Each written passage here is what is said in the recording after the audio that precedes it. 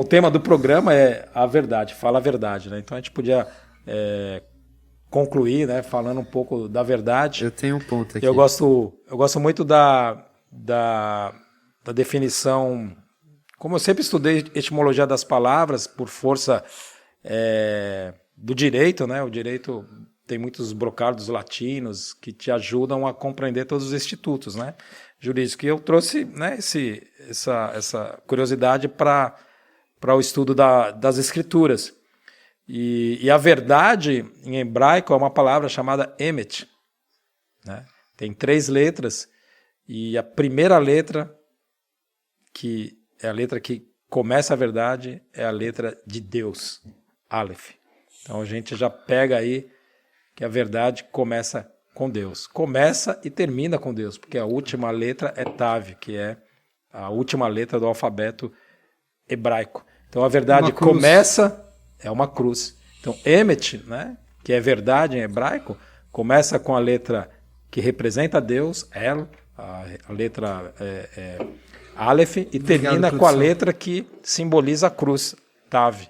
Então a verdade começa com Deus e você enxerga a verdade na cruz. E o mais interessante é que quando você tira a letra Aleph de Emet, quando você tira Deus da verdade, sabe o que resta?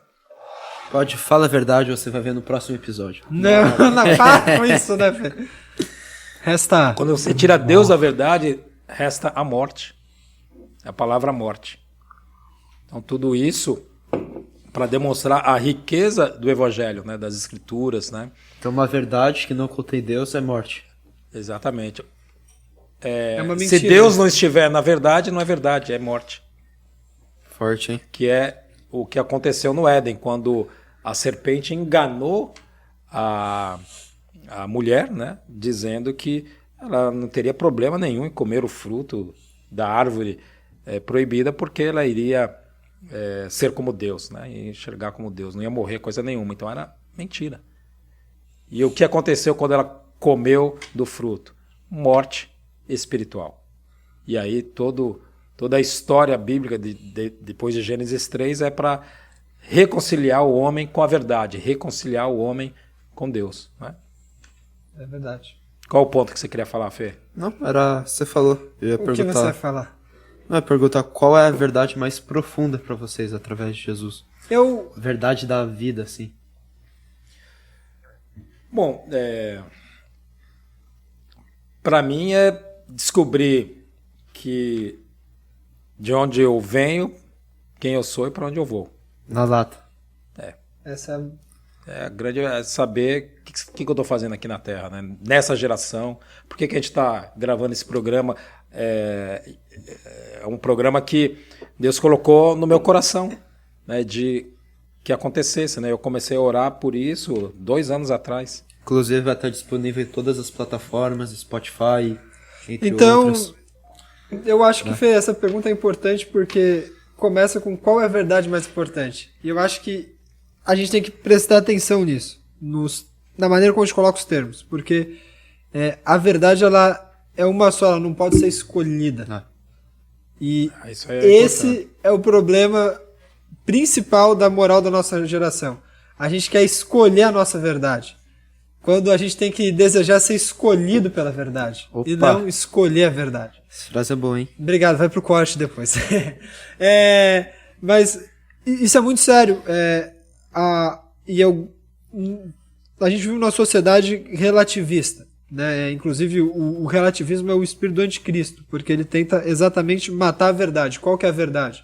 Que Jesus Cristo é o Senhor. Então a Bíblia fala que todo espírito que diz que Jesus Cristo não é o Senhor, ele é o espírito do anticristo, é o espírito do relativismo moral.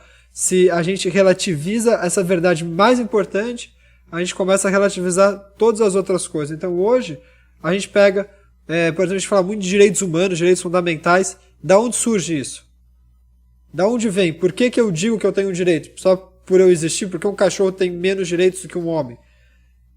Porque existe uma relação metafísica, algo transcendente, algo que vem de Deus.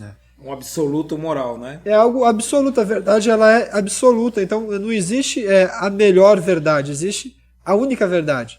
E o problema é que muitas vezes a única verdade ela nos ofende.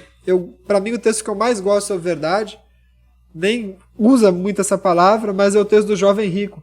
O jovem rico ele chega para Jesus e fala: mestre, o que eu preciso fazer para herdar o reino dos céus? E aí Jesus fala: olha, honra teu pai e tua mãe, não rouba, não mata, não dá falso testemunho, faça essas coisas, vai ser perfeito. Aí o jovem rico, ele fala: todas essas coisas eu faço desde a minha mocidade. Aquele jovem, ele sabia que mesmo fazendo todas aquelas coisas estava faltando algo. E aí a Bíblia fala que Jesus amou aquele menino.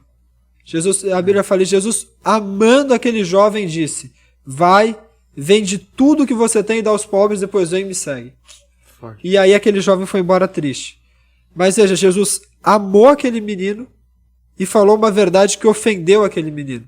Ele amou aquele menino e falou algo que expulsou ele. O cara foi embora triste. E muitas vezes a gente espera que os encontros com a verdade vão nos deixar sempre felizes. E eu lembro, eu estava passando por um momento difícil da minha vida e eu estava buscando uma resposta de Deus. Eu fiquei alguns meses orando, pedindo uma resposta de Deus. A resposta não vinha, eu fui para uma conferência profética, buscando de Deus, a resposta não veio naquela conferência profética. Depois da conferência profética, teve uma comunhão com líderes e pastores. E aí o profeta Kevin, ele foi orar por mim. Eu falei: cara, agora eu vou receber essa resposta que eu precisava. E aí ele me deu uma palavra maravilhosa, forte, linda, só que não era a resposta daquilo que eu queria ouvir, não era aquilo que eu estava procurando. Para mim a resposta ou era A ou era B, e ele me disse C. E aí eu fui pro banheiro chorar, e eu estava no banheiro chorando profundamente, não de alegria, não de quebrantamento, porque Deus tinha falado comigo, mas de angustiado por Deus não ter dito aquilo que eu queria ouvir dele. E aí entra um pastor, me vê chorando ali, e ele acha que eu estou emocionado, que eu estou feliz com a palavra, porque ele tinha visto que tinha sido profetizado, e falou: cara, glória a Deus por essa palavra, né? Que bênção, cara. Queria ter recebido uma palavra dessa quando tinha a tua idade. E, cara, aquela palavra daquele pastor me fez acordar, porque eu não preciso ouvir de Deus o que eu quero ouvir. Eu preciso ouvir de Deus o que eu preciso ouvir. E quem Amém. Sabe o que eu preciso ouvir é Ele, porque Ele é a verdade. Né? Então, esse é um problema nosso. A gente muitas vezes quer escolher a verdade. Então, a minha verdade não é a tua verdade. Para mim, isso é um problema. Até o próprio Olavo de Carvalho diz que a verdade não é um conceito, é uma pessoa. É Jesus Cristo. Então, um homem que, com toda a sua sabedoria... Lá em João 14, né? A verdade é uma pessoa. E Pilatos estava diante da verdade, só que ele não enxergou a verdade. Eu gostava muito do que o pastor Jaime de Barcelona dizia, né? Ele falava assim que se eu tenho uma opinião, você tem uma opinião, só existe uma certeza: um de nós dois está errado ou nós dois estamos errados. Porque Deus ele só tem uma opinião. Deus ele é imutável, ele é uno, ele é eterno e ele não vai ter uma opinião hoje e uma opinião diferente amanhã. Ele tem uma opinião. Então se a gente diverge, um de nós dois está errado. E essa verdade, ela tem que passar a ser aceitável, porque ela já deixou de ser aceitável. Hoje, se eu discordo de você, seja no âmbito filosófico, seja no âmbito pessoal, as pessoas tomam a discordância como ofensa, como se eu não aceitasse a verdade da pessoa. E não é isso, é exatamente a busca da verdade que vai nos levar à discordância até que a gente encontre a verdade de Deus. E se você buscar a verdade, você vai encontrar.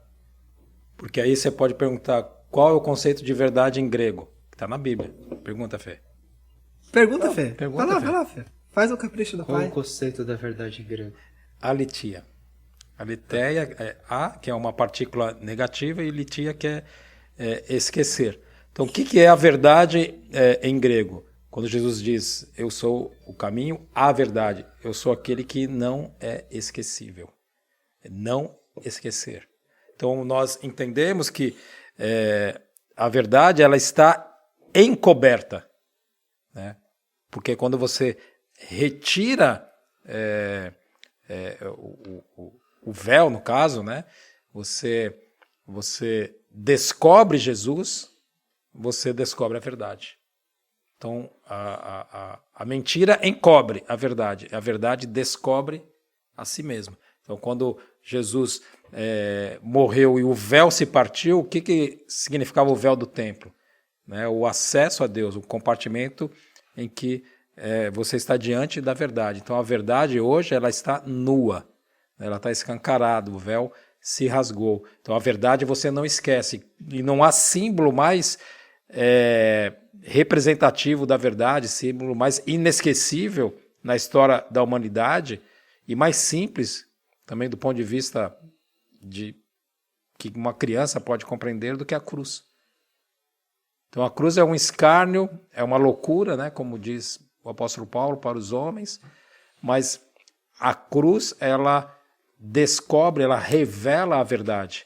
E você, a partir do momento que você não esquece da cruz, você sempre vai saber que ali se encontra a verdade. Quando o avião está caindo, não existe ateu. Todos vão se lembrar da cruz. Quando alguém está no leito de morte, e eu já estive muitas vezes com pessoas em situação terminal na vida, no hospital, minha mãe, por exemplo, eles vão se lembrar da cruz. Eles vão se lembrar de que a verdade é o Senhor Jesus. E aí a pergunta que a gente faz e que a gente se propõe nesse programa, por que esperar tanto tempo? Por que esperar o leito da morte para descobrir a verdade? Porque já não buscá-la, né? E Jesus disse que aquele que eis que estou à porta, bato. Se você abrir, eu entro. Né? E você vai descobrir aquilo que você quer descobrir, que eu quero te revelar. Sobretudo, quem tu és, quem eu sou, qual o seu propósito nessa vida, porque Deus não faz nada vão. A verdade não é vã. Tem um texto na Bíblia que diz que Deus não faz nada vão. Só o homem. Os pensamentos do homem são vãos. Acho que é o Salmo 94. Deus conhece todos os pensamentos do homem. Os pensamentos dos homens são vãos. Mas e os pensamentos de Deus? Eu sei os pensamentos que eu tenho a seu respeito. São pensamentos de vida, ou seja, de verdade, e não de morte, mentira. Isso é muito profundo, né? Eu gosto muito desse tema, eu amo a verdade. E estudando, eu percebi que a verdade no hebraico emet, ele vem da mesma raiz da palavra fé, emuná. As duas primeiras letras, elas são coincidentes e eu vejo que isso também tem um propósito, um sentido em Deus. Porque tudo se encaixa, né? A fé, ela é a certeza das coisas que se esperam e a prova das coisas que não se veem, né? Diz lá em Hebreus 11:1. E a gente, quando a gente entende a verdade como algo metafísico e não como algo físico, isso muda a nossa forma de viver. Então, o que é verdade hoje no mundo? É uma ideia que corresponde a um fato. Então, esse copo é de vidro. É verdade porque a ideia de um copo de vidro corresponde ao fato desse copo ser de vidro, né? É quando eu afirmo algo que corresponde com o que aparentemente é a realidade. O problema é que a realidade é mutável. Eu posso dizer esse copo tá meio cheio e alguém vai dizer tá meio vazio, ou de repente eu jogo toda a água fora e o copo está completamente vazio, eu faço ele transbordar. E quando a verdade, a gente tem uma verdade que pode ser alterada, como é a verdade científica, que a ciência está sempre se aperfeiçoando, descobrindo e mudando de opiniões. É da natureza da ciência, a dúvida, né? Então, isso deixa toda a vida do homem sem uma âncora, sem uma base, sem um pilar. A gente perde o fundamento das nossas vidas. E isso é o que causa toda uma sorte de doenças sociais e doenças emocionais. A gente perde as bases morais, e aí a gente entra numa sociedade com corrupção. A gente perde as bases emocionais, e aí entra numa sociedade com depressão, com ansiedades, com problemas pessoais. E a gente vê isso desde criança, né? Quando se ensina a mentira para as crianças, né? A geração do Fernando, né? Na escola, o que a gente ouve de notícias, de relatos, né, Fê? De pessoas que estão se destruindo muito cedo, né? Estão se desviando do caminho da verdade muito cedo, justamente porque as pessoas preferem acreditar na mentira, preferem ignorar a verdade, porque ela está estampada, né? Nós seremos indesculpáveis, diz lá a carta aos Romanos, por não enxergar Deus nas coisas criadas, na maravilha da criação. Como é que é na escola que você frequentava? Que hoje você estuda à distância, né, Fê? Não, pode continuar, pai. Não, estou perguntando. Não era bom o ambiente, né, pai? Assim, como universidade, como trabalho. Mas isso te já não entristecia? estou mais estudando, né? Já estou à distância, então... Não, mas você justamente está estudando à distância porque aquele ambiente estava te... Não, era pesado ideologicamente, né? Ideologicamente. A ideologia, o que é a ideologia? É um véu, é um vestido de ideias. Ou seja, é uma mentira. Encobre a verdade. Encobre a verdade. Eu tive a experiência na faculdade e muito disso a gente vê, traz as consequências para o nosso dia a dia, né? O acreditar na mentira, às vezes por ela ser mais palatável, ser mais gostosa, ser mais desejosa, assim como acreditar na mentira da serpente parecia bom aos olhos de Eva porque ela ia poder comer do fruto, isso acaba trazendo consequências nefastas para a gente, né? E hoje a gente tem uma base sólida, a gente acreditar numa verdade transcendente que é um Deus que não muda, isso além de trazer segurança para as nossas vidas, eles também nos ensinam a melhor maneira de viver. E eu acho que esse é um ponto importante. Se Deus é a verdade, se Jesus Cristo é a verdade, e Ele nos criou com um propósito, o plano dele é a verdade ao nosso respeito. E todos os outros planos, eles são mentirosos, porque eles vão prometer um fim que a gente não vai conseguir alcançar.